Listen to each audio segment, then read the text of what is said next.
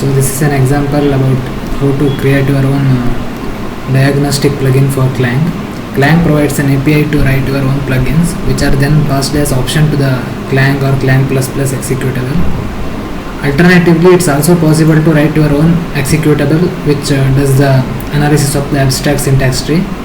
The basic concepts such as traversing the AST are same in both. Some code differs. This video focuses on plugin API. So our example is a plugin called no underscore. It issues a warning whenever it finds a variable or function declaration which has a name starting with an underscore.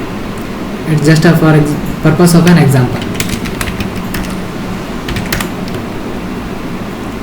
So some CMake files are here, ignore that.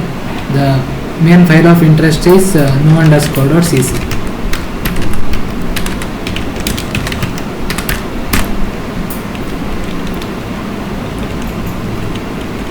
These are the includes. JIT link is given in the video description. You have to install a libclang dev package in your Linux distribution in order to compile this. This is using the version 11, libclang 11. In other versions the API may be slightly changed even though the concept remains same. So for that you need to edit the code, but I think most Linux distributions are still on libclang 11.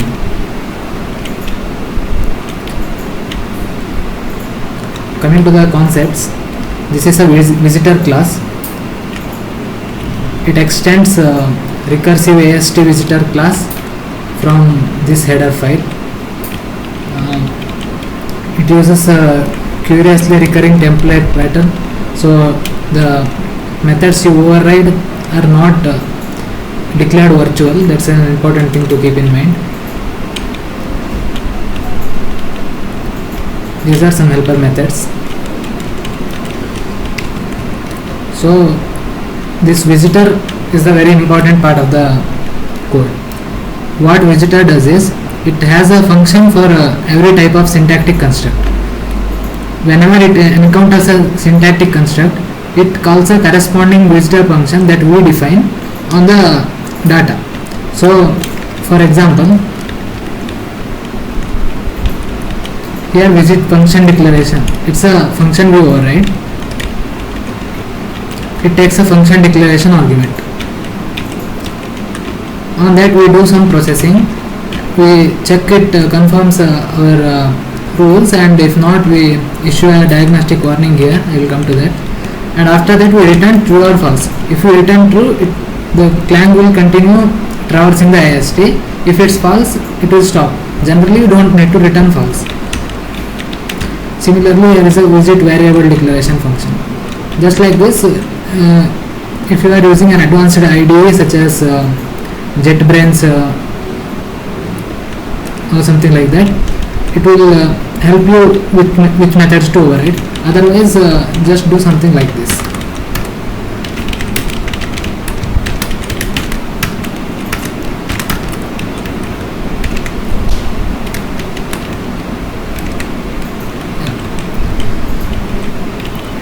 Try to make use of completion function. So there are so many syntactic constructs which you can use a visit function on.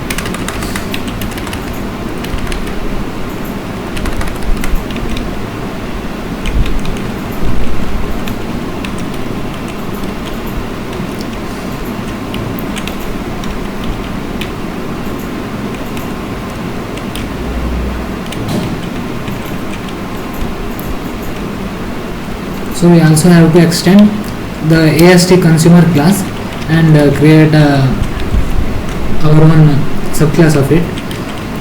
The task of this AST consumer is handle the AST no matter where it comes from. It generally comes from a translation unit in our case.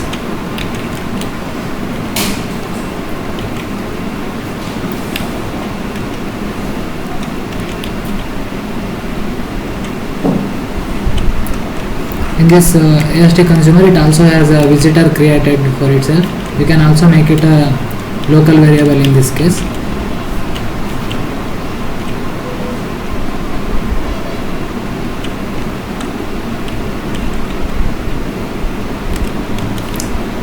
For a plugin, we have to create a plugin AST action class. For a libtooling based executable, this is slightly different. Just override parse args. If you want to have some arguments to your plugin, which are given like fplugin args, fplugin underscore your plugin's name, and then argument names like that. You can write something in this parse args function, otherwise just return true.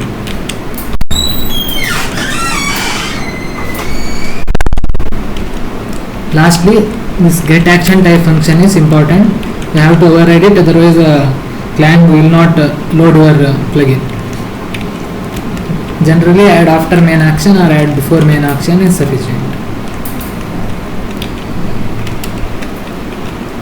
This is also a boilerplate. You just create an instance of your consumer class using its constructor. Create a unique pointer actually.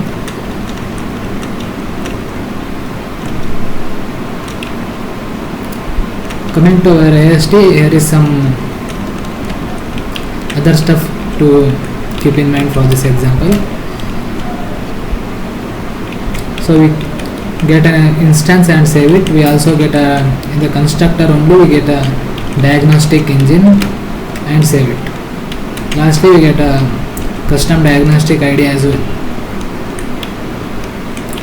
for name beginning with underscore. And in this check name function, we just check the name if it begins with an underscore and get the location and report the error with along with its location, and we got an ID here, warning ID we initialize in constructor. We report it along with location.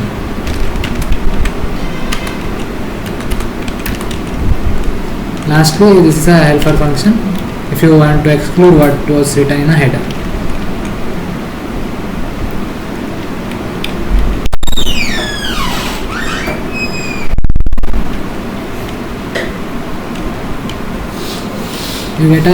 You can use this context for various tasks.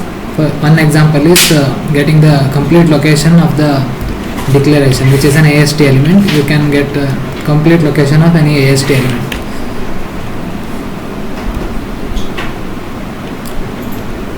If this is in system header such as stdio.h, we are returning true. Also, if the file name, we get a file name, and if the file name ends with h or hpp, we return true. This may not be appropriate depending on your use case.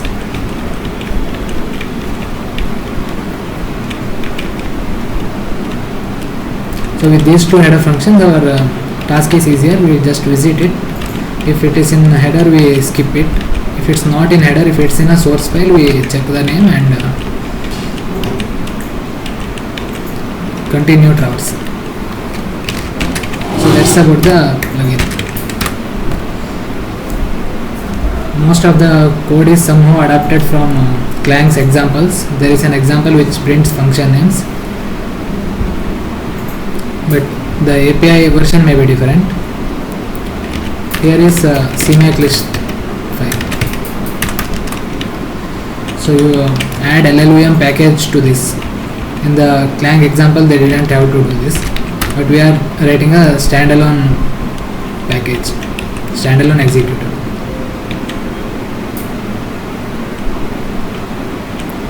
So these were also taken from Clang documentation. For this, links are included. We use this add LLVM library instead of add library to create a plugin library. The output will be a .so file or whatever the shared object file format is.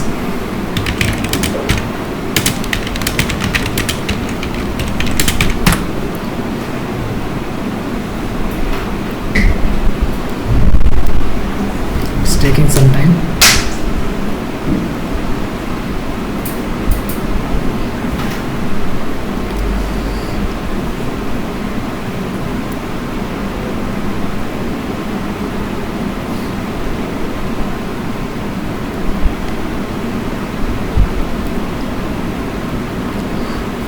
So this can take some time. but whenever you make changes to no_.cc, you have to run this.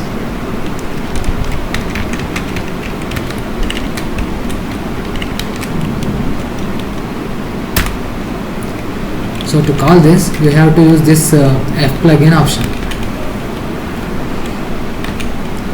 This no_.so is built in the current directory, and we are passing the test file to this. So this is generating 2 warnings along with source location.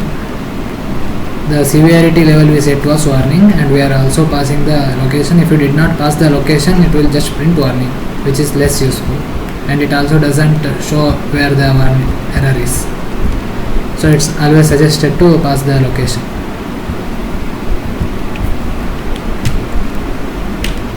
That's about how to create a diagnostic plugin. This is just an entry point. I have explained the important concepts. There are a lot more. I have included some links in the video description. Look at them and refer them to learn. Thank you.